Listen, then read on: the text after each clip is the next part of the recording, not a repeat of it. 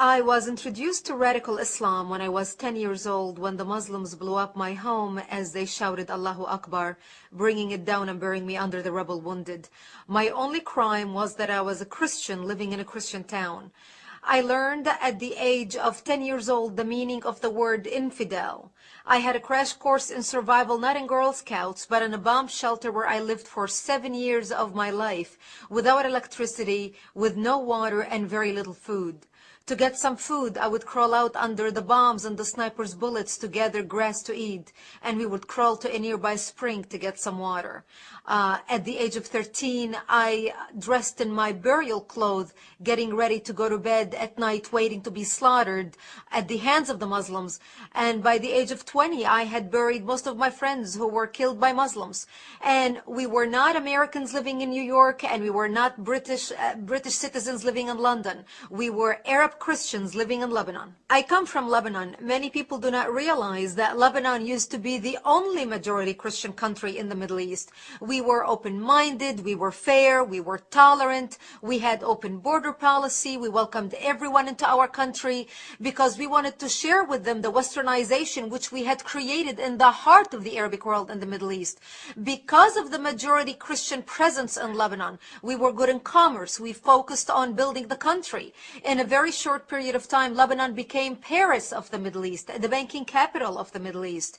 But sadly, because of our open border policy and our open-mindedness and tolerance and fairness, we welcomed people who were not supposed to be in our country in the first place. Muslims used to send their children to study in our universities because we had built the best universities in the Middle East, in the Arabic world.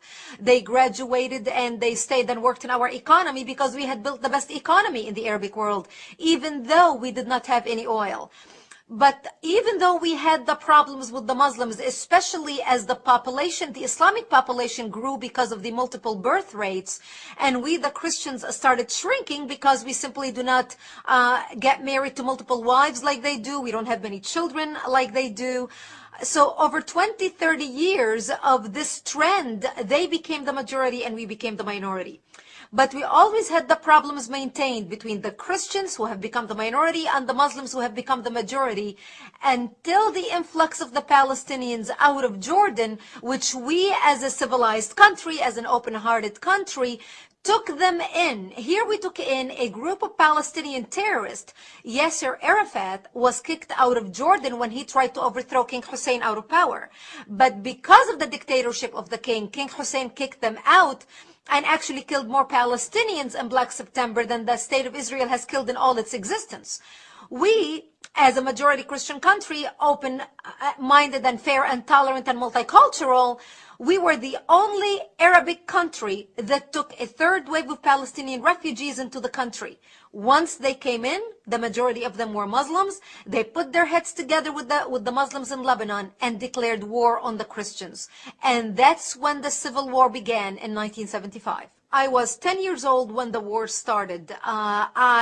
Because of the presence of the Palestinians and because of the open border, a lot of Muslims poured into from Arabic countries throughout the Middle East to help the Palestinians establish a presence in Lebanon. They wanted to use our open borders, our laws, our westernization, our fair and open-mindedness against us, using our laws against us. People do not realize that Lebanon is a republic, very much like the United States of America.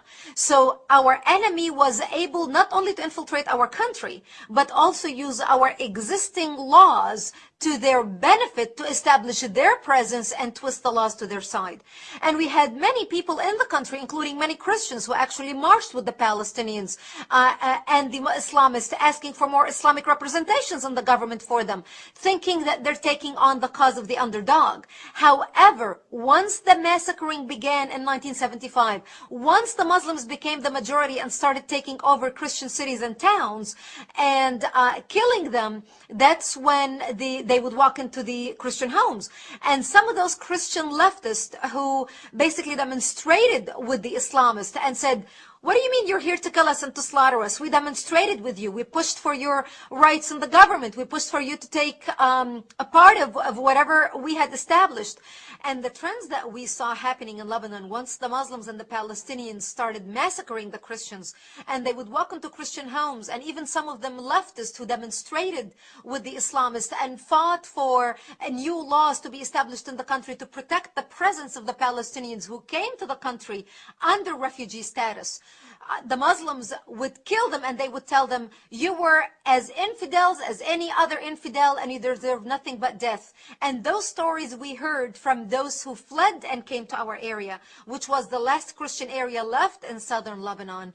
And this was the price that we paid for our open-mindedness and our tolerance of those who came into our country, who had no intention of assimilating with us, who had no intention in becoming a part of the Lebanese society and advancing with our Western advancement in the Middle East, but wanted to come, and once they became the majority, wanted to impose their backwardness, their way of life, their way of being on us, which brought our culture down.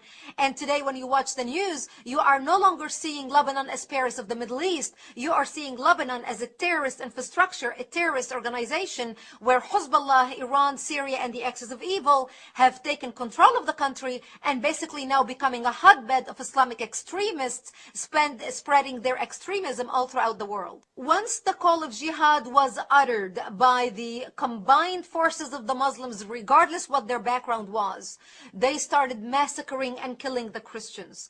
They would walk into the Christian towns. They would massacre the elderly and the children, as well as the men and women. They would walk into a bomb shelter. They would find a mother and a father hiding with the bomb shelter. They would take one leg of the baby. They would have a little baby, take one leg of the baby, tie one leg to the mother and another leg to the father, and then pull the parents apart, splitting the child in half.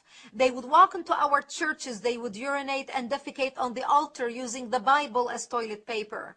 They would crucify the Christian men on a cross and then put honey on their chest and on their private parts to kill them so they can be stung by bees as they died slowly. This became the fate of the Christians.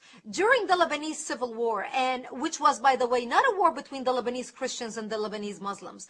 It was a war between the Lebanese Christians trying to defend their existence in the Middle East and their democracy in the Middle East, and the Muslims who came from all around the Arabic world to fight with the Palestinians, to create a base from which to fight Israel, kill the Jews and throw them into the sea, and take Lebanon and declare it an Islamic state. And this is what they have been trying to do, and they have successfully done that using our laws. Today, the Christians in Lebanon are less than 20%. And during the Lebanese Civil War, 160,000, an estimated 160,000 people died in Lebanon.